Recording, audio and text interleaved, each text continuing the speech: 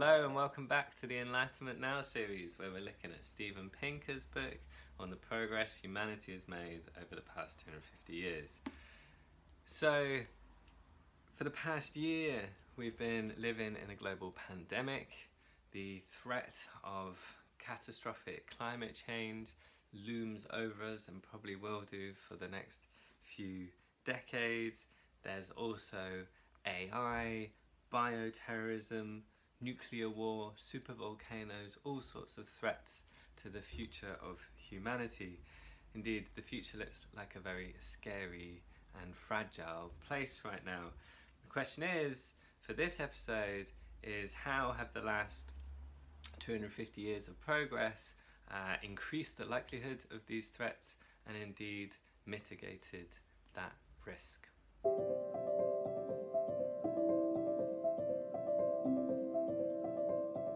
So Pinker's take on existential threats is much like his take on climate change that we looked at in the episode on the environment.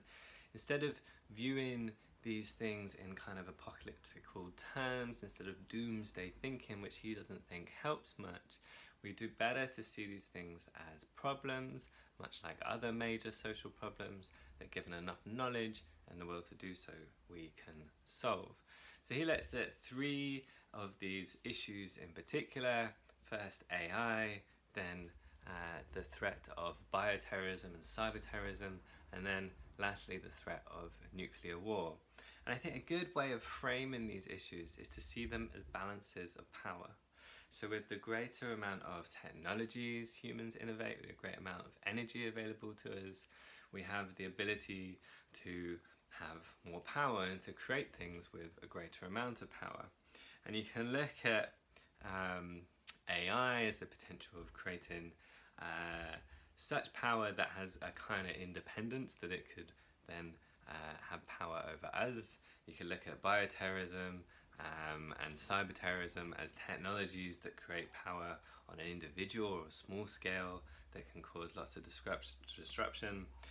And you can see nuclear war as what happens when two major nation states have great amount of power to kind of mutually destroy each other. So that's what we're going to look at in this video. We're going to see how these power imbalances play out and why Pinker thinks they might not be so catastrophic as we think, but nonetheless problematic and things we need to pay attention to and solve.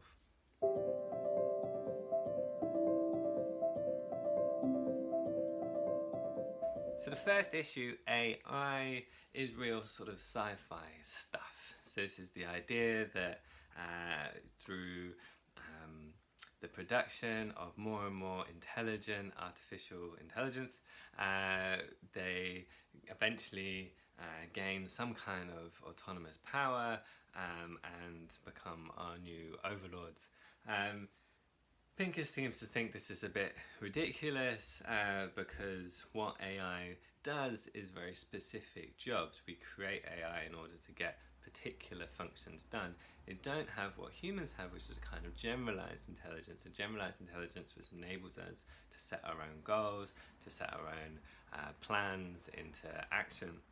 And Pinker argues that we're just not really going to ever create sort of generalized artificial intelligence because there's just not so much incentive to do so.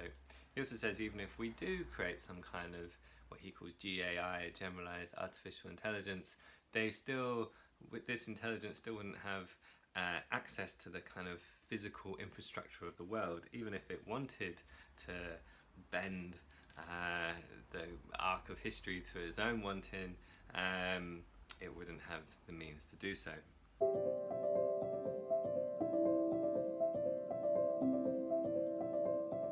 The second issue Pinker looks at is cyberterrorism and bioterrorism.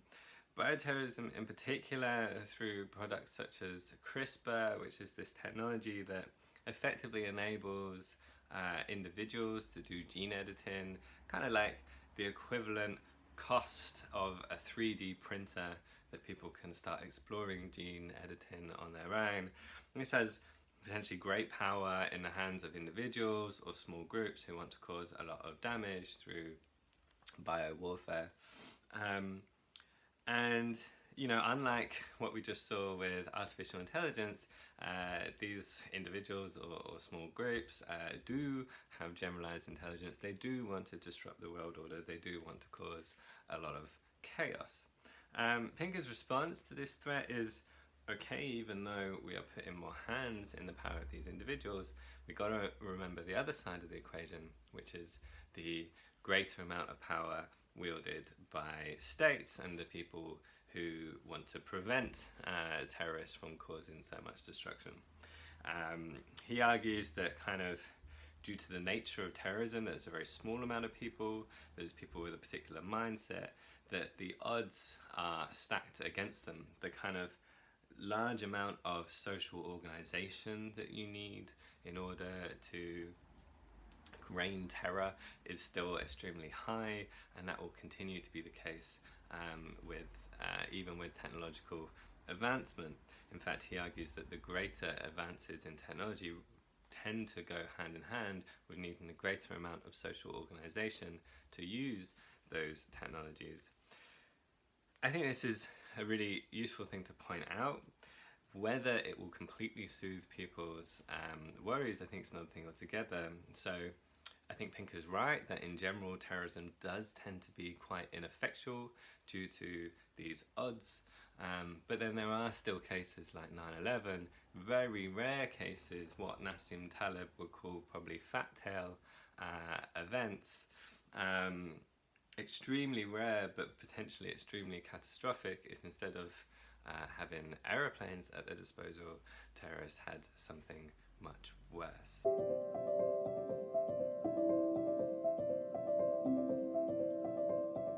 The third major issue that Pinker looks at is nuclear war.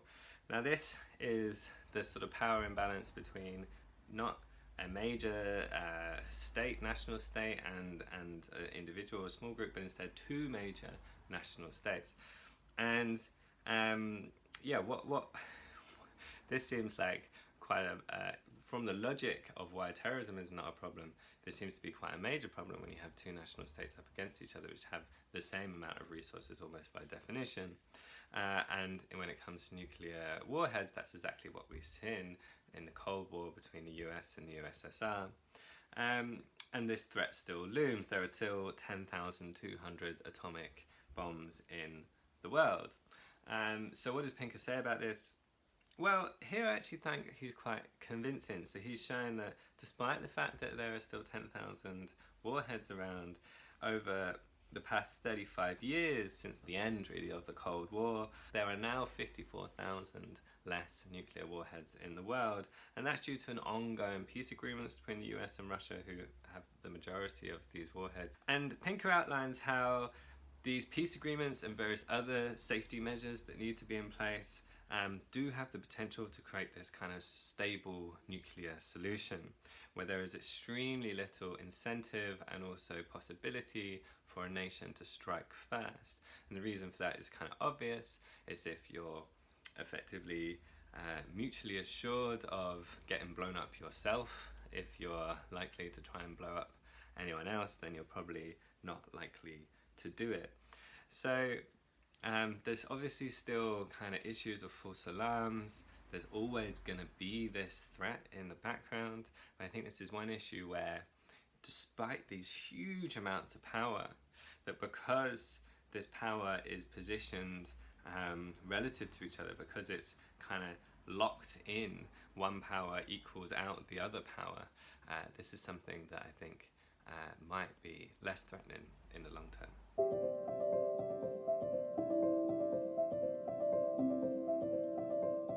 The last issue that I wanted to talk about is the opposite, is when actually humans have complete power over an environment. And we're seeing this in terms of climate change, or other kind of extractive forms of human activity, where humans go and do whatever they like to a natural ecosystem and typically get away with it. But we're beginning to see at scale over time that this can't be done indefinitely. Something like the pandemic, for example, might have been produced by humans encroaching into ever more wild places and viruses spread in that way. The Ebola virus might have happened in this way. Likewise, the AIDS crisis might have had its origins in these kind of interactions. But it's not just viruses and pandemics that we need to worry about. Clearly, climate change is a case in point here, where we're interfering with entire weather systems. Geoengineering, which might be our solution to climate change, might indeed make things even worse. So this is examples where humans have incredible amount of power, use it at their disposal, and make complex systems which we don't really understand much worse in the long term. I think this is kind of the major oversight in Pinker's analysis, and indeed his analysis on the environment too. It's rather than putting any precautions in place, we might just have to draw the line, have limits to where we go and how we use our power.